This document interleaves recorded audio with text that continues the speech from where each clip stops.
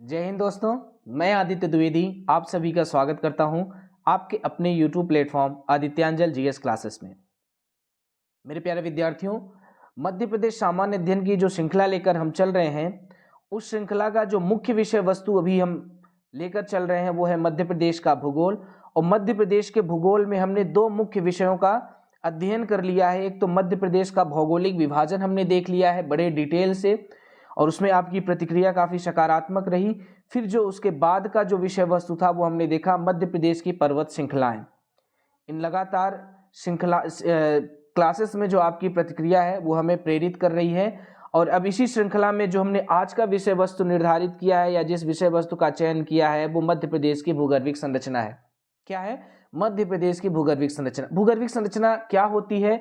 तो जो प्रदेश की धरातल में सामान्य गहराई तक पाए जाने वाली चट्टानें होती हैं, उन्हीं चट्टानों के स्वरूप का जब हम अध्ययन करते हैं तो यही हमारा भूगर्भिक संरचना का अध्ययन कहलाता है।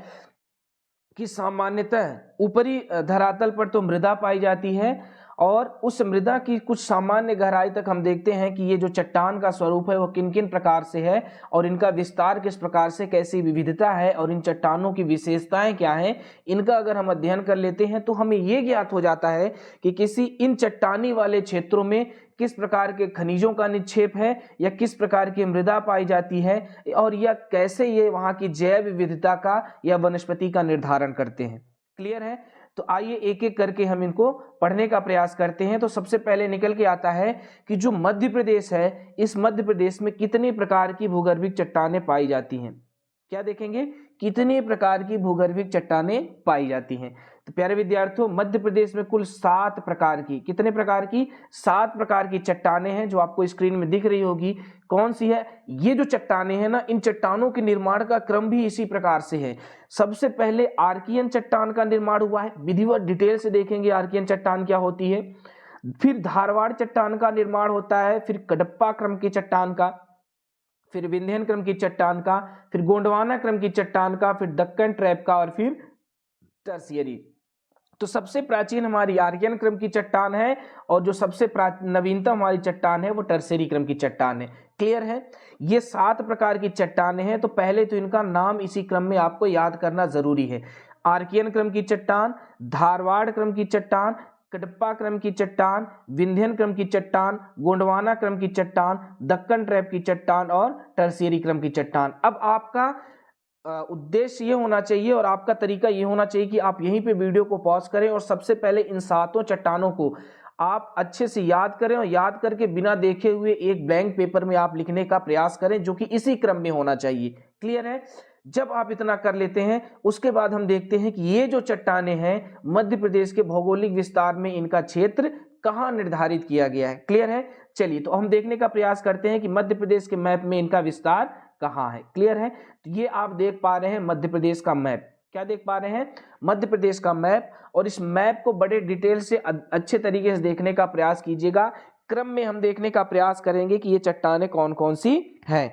तो सबसे पहले हम इन 7 चट्टानों में किसको हमने देखा था? आर्कियन क्रम की चट्टान का। किसका देखा था? आर्कियन क्रम की चट्टान का। तो ये जो आप देख रहे हैं ये वाला जो क्षेत्र है ये किसका है? आर्कियन क्रम की चट्टान। तो कहाँ पाई जाती है? ये बुंदेलखंड वाले क्षेत्र में। कहाँ पे पाई जाती है? इस बुंदेलखंड वाले क्षेत्र में। बुंदेलखंड वाले क्षेत्र में कौन सी चट्टान आपकी पाई जाती है? आर्कियन क्रम की। कौन सी पाई जाती है? आर्कियन क्रम की। क्लियर है? फिर आर्कियन के ही अपक्षय और अपर्दन से किसका निर्माण होता है? धारवाड़ क्रम की चट्टान का। किसका निर्माण होता है? धारवाड़ क्रम की चट्टान का। और ये जो क्षेत्र है छिंदवाड़ा, जबलपुर, ये महाकौशल वाला ये जो क्षेत्र है बालाघाट का, यहाँ पे किस चट्टान का विस्तार है? तो यहाँ पे धारवाड़ क्रम का। किसका विस्तार है? धारवाड़ क्रम का। यानी कि आर्कियन के ही, किसके? आर्कियन के ही अपक्षय अपर्दन से, किसके? आर्कियन के ही अपक्षय और अपर्दन से किसका निर्माण होता है? इनके ही अपक्षय अपर्दन से निर्माण होता है आपके धारवाड़ क्रम की चट्टान का। क्लियर हो गया? तो ये 2 चट्टानें कहाँ फैली हुई हैं? आर्कियन आपके बुंदेलखंड में है और ये जो आपका धारवाड़ है ये कहाँ है? आपका महाकौशल वाले क्षेत्र में। क्लियर है? चलिए अब आगे कौन सी चट्टान हम देखते हैं। अब तीसरी चट्टान आती है इसी क्रम में, कुडप्पा क्रम की चट्टान। कौन सी आती है? कुडप्पा या कडप्पा क्रम की चट्टान है। अब देखिए ये जो कडप्पा क्रम की चट्टान है इसका विस्तार दो जगह पर है, तो दो श्रेणियां हैं। एक तो विजावर श्रेणी है जो रीवा पन्ना के पठार में फैली है, ये वाला क्षेत्र है, और दूसरी है ग्वालियर श्रेणी। कौन सी? ग्वालियर श्रेणी, जो यहाँ के चंबल और ग्वालियर क्षेत्र में फैली है। क्लियर? तो कडप्पा क्रम की चट्टानों के दो श्रेणियां हैं, दो विस्तार हैं, एक विजावर श्रेणी का विस्तार और एक ग्वालियर श्रेणी का विस्तार। क्लियर है? चलिए, अब इसके बाद जो तीसरी प्रमुख चट्टान आती है वो विंध्यन क्रम की चट्टान आती है। कौन सी आती है? विंध्यन क्रम की चट्टान। क्लियर है? इनके सब के बारे में, इनके निर्माण का, इनके विस्तार का, इनकी विशेषताओं के बारे में हम अध्ययन करेंगे और किस प्रकार के खनिजों का निक्षेप है ये भी हम देखेंगे। ये चार प्रकार की हमने चट्टानें देख ली। पहले इनको देख लेते हैं, कौन कौन सी चट्टानें हमने देखी। सबसे पहले हमने आर्कियन को देखा। किसको देखा? आर्कियन को देखा। आर्कियन के बाद हमने किसको देखा? धारवाड़ को। किसको देखा? धारवाड़ को देखा। धारवाड़ के बाद हमने कडप्पा क्रम की चट्टान को देखा। किसको? कडप्पा का। और कडप्पा के बाद कौन सी आती है? विंध्यन। कौन सी आती है? विंध्यन। तो ये चार प्रकार की चट्टानों को हमने देख लिया। अब आगे की कौन सी चट्टानें आती हैं? इसके बाद आती है आपकी गोंडवाना क्रम की चट्टान। कौन सी? गोंडवाना क्रम की चट्टान। ये गोंडवाना क्रम की चट्टान का विस्तार भी दो जगह है। एक तो ये पूरे बघेलखंड वाले क्षेत्र में है और दूसरा ये यहाँ पे आपके होशंगाबाद, बैतूल, छिंदवाड़ा वाले शिवनी यानी कि जो पेंच घाटी है, इस पेंच घाटी के क्षेत्र में इसका विस्तार है। एक तो बघेलखंड सोन घाटी में और दूसरा ये आपके छिंदवाड़ा, होशंगाबाद, सिवनी वाले क्षेत्र, बैतूल, पेंच घाटी में इसका विस्तार है। क्लियर है? तो पांच चट्टानें हो गई। इसके बाद कौन सी हमारी चट्टान आती है जिसका विस्तार सर्वाधिक क्षेत्रफल है, वो है क्षेत्रफल पर है, वो है दक्कन ट्रैप। कौन सी है? दक्कन ट्रैप है। और सबसे नवीनतम फिर हमारी आती है टर्सरी क्रम की चट्टानें। इसका निर्माण अभी भी चालू है और ये सामान्यतः नर्मदा और सोन घाटी क्षेत्र में ये चट्टान पाई जाती है। क्लियर है? तो मैप में हमने इस चीज को बड़े स्पष्ट तरीके से देख लिया कि कौन सी। आर्कियन की। किसको देखेंगे? आर्कियन की। तो आर्कियन के बारे में क्या निकल के आता है कि ये जो आर्कियन है इसका विस्तार है बुंदेलखंड में। कहाँ है? बुंदेलखंड में। क्लियर हो गया? चलिए, सबसे प्राचीन है। कैसी है? सबसे प्राचीन है। फिर दूसरा किसके बारे में हमने देखा? फिर हमने देखा धारवाड़ के बारे में। किसके बारे में देखा? धारवाड़ के बारे में। और ये धारवाड़ का विस्तार कहाँ है? महाकौशल में। कहाँ है? महाकौशल में। और इसमें क्या पाया जाता है? इसमें धात्विक खनिज पाए जाते हैं। कैसे खनिज पाए जाते हैं? धात्विक खनिज। क्लियर? फिर हमने किसके बारे में देखा? कडप्पा क्रम की चट्टान के बारे में। किसके बारे में देखा? कडप्पा। और इसकी दो श्रेणी है, एक तो विजावर श्रेणी है। कौन सी? विजावर श्रेणी है और जिसका विस्तार कहां पर है? आपके रीवा पन्ना के पठार में। कहां है? रीवा पन्ना के पठार में। और फिर कौन सी आती है दूसरी श्रेणी? कौन सी है? ग्वालियर श्रेणी। कौन सी है? ग्वालियर श्रेणी। ठीक, ये हमने देखा। फिर इसके बाद हमने कडप्पा के बाद किसके बारे में देखा? विंध्यन के बारे में। किसके बारे में देखा? विंध्यन। और ये विंध्याचल पर्वत के समान है। फिर हमने किसके बारे में देखा? पांचवा किसके बारे में देखा? गोंडवाना। किसके बारे में देखा? गोंडवाना। गोंडवाना की दो श्रेणियां हैं। एक तो कौन सी हो गई आपकी? एक हो गई आपकी बघेलखंड वाली क्षेत्र पे। कौन से? बघेलखंड वाले क्षेत्र में। और दूसरा कौन सा हो गया? दूसरा हो गया आपका पेंच घाटी। कौन सा? पेंच घाटी। क्लियर है? तो ये बातें स्पष्ट हो गई। इसके बाद हमने देखा कि सर्वाधिक विस्तार किसका है? सर्वाधिक विस्तार पर दक्कन। कौन सी चट्टान है? दक्कन ट्रैप की चट्टान है। और इसके बाद जो सातवीं सबसे नवीनतम है वो कौन सी है? आपकी आर्कियन क्रम की। कौन सी है? Archaean, sorry Tertiary. कौन सी क्रम की है? टर्सियरी। कौन सी? टर्सियरी। क्लियर है? तो ये हमने देख लिया। अब एक एक के बारे में हम डिटेल से देखने का प्रयास करेंगे। क्लियर है? चलिए आइए चलते हैं। तो सबसे पहले कौन सी चट्टान आ रही है? आर्कियन क्रम की। कौन सी चट्टान आ रही है? आर्कियन क्रम की। और आर्कियन क्रम के चट्टान के बारे में क्या लिखा है कि यह प्राचीनतम और प्राथमिक चट्टान है। जब पृथ्वी का निर्माण हो रहा था, पृथ्वी तप्त आग का गोला थी और इस तप्त आग के गोले का जब क्या हुआ? ठंडे होने की प्रक्रिया प्रारंभ हुई, तो इस ठंडे होने की प्रक्रिया के परिणाम स्वरूप जो प्रथम चट्टान के रूप में निर्मित होती है, उस प्रथम चट्टान को क्या कहा गया? आर्कियन क्रम की चट्टान। तो ये पहली बनने वाली चट्टान थी पृथ्वी में, इसीलिए इसको प्राथमिक चट्टान कहा जाता है। और ये सबसे पुरानी है, इसलिए इसको प्राचीनतम चट्टान कहा जाता है। क्लियर हो गया? यहाँ पे निर्माण इसका कब होता है? तो प्री कैम्ब्रियन काल में। कब होता है? प्री कैम्ब्रियन काल में। इसके बाद हम बात करें कि जब ये पहली है, यानी कि अभी इसका निर्माण जब हो रहा है तब आपकी पृथ्वी पर किसी भी प्रकार के जीव या वनस्पति का निर्माण या विकास नहीं हुआ है, इसलिए इस चट्टान में जीवाश्म का अभाव पाया जाएगा। यानी कि ये चट्टान कैसी होगी? जीवाश्म रहित। कैसी होगी?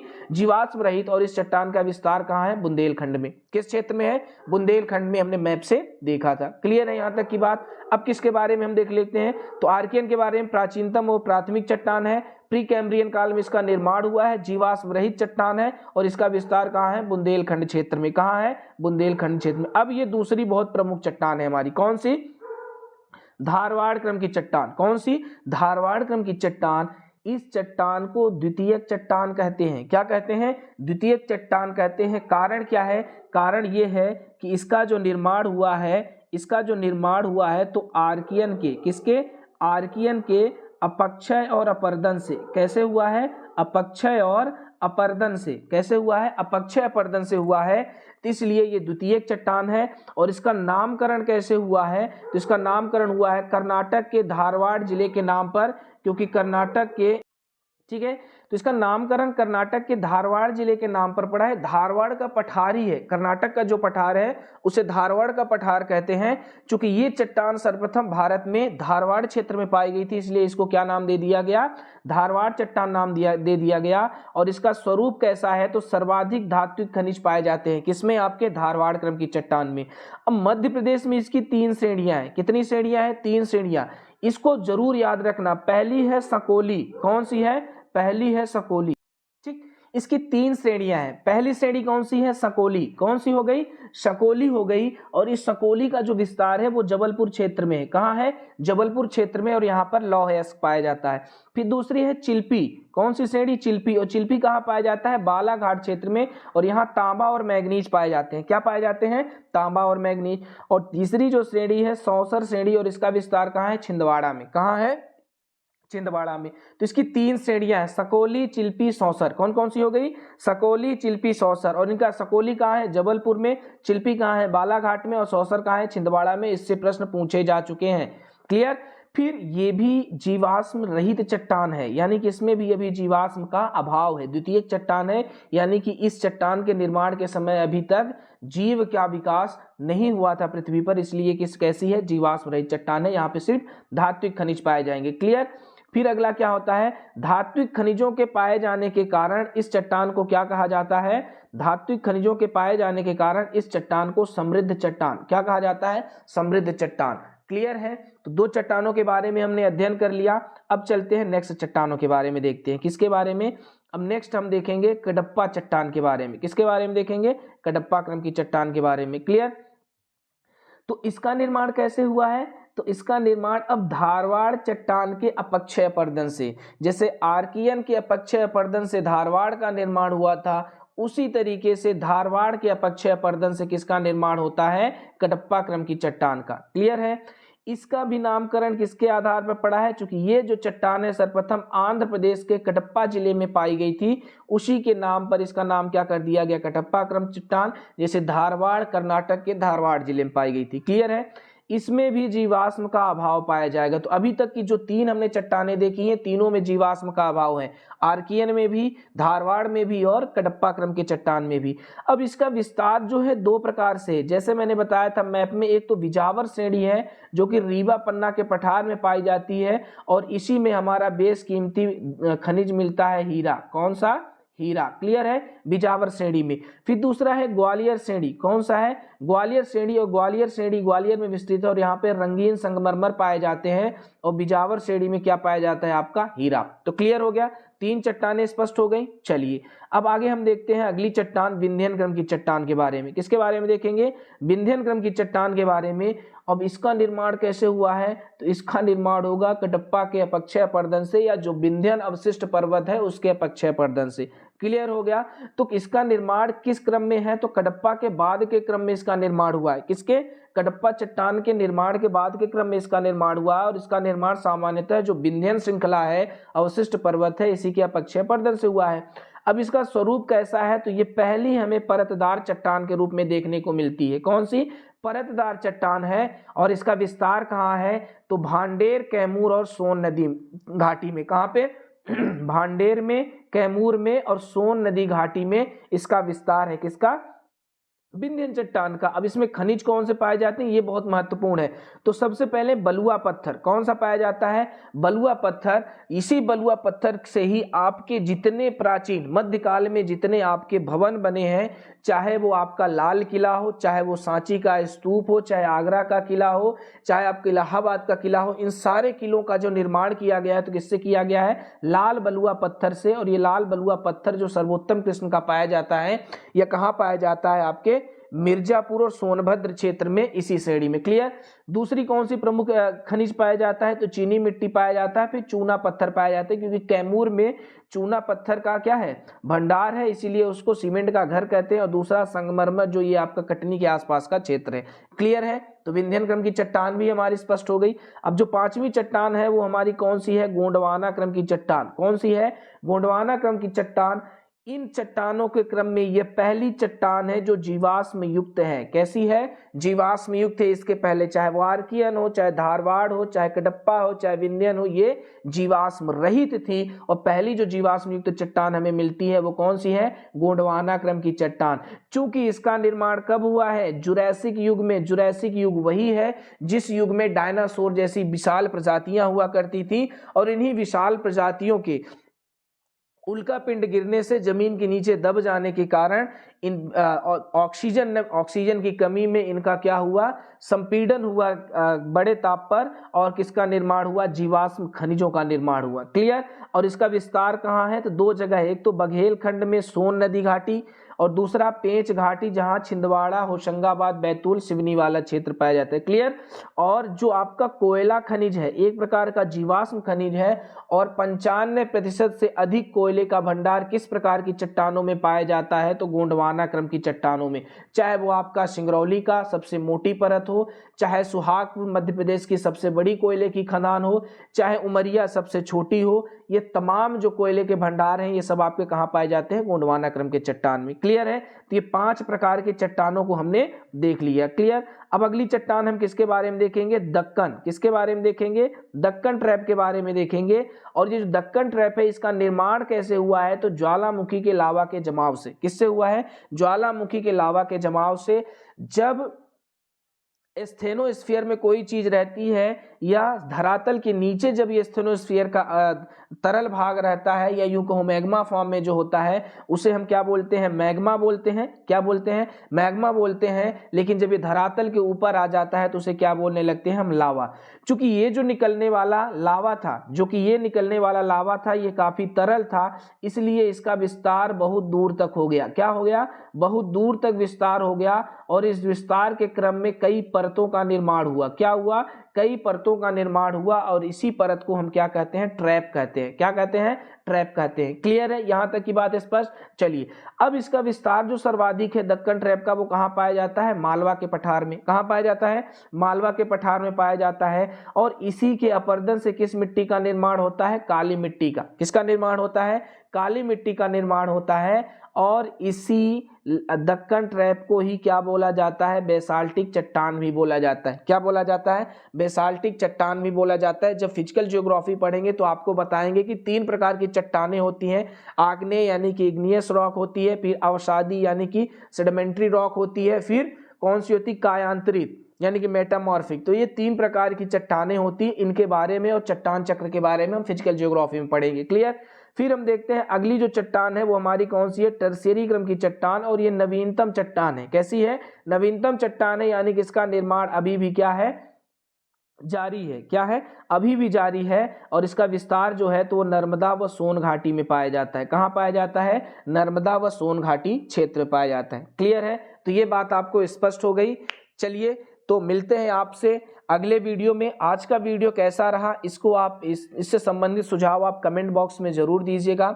सदैव की तरह कहूँगा कि माता पिता, गुरुजनों, सैनिकों और किसानों का आप सदैव सम्मान कीजिए। ये हमारे और राष्ट्र के अस्तित्व के निर्माता हैं। मिलते हैं नेक्स्ट वीडियो में। तब तक के लिए आप सभी को जय हिंद।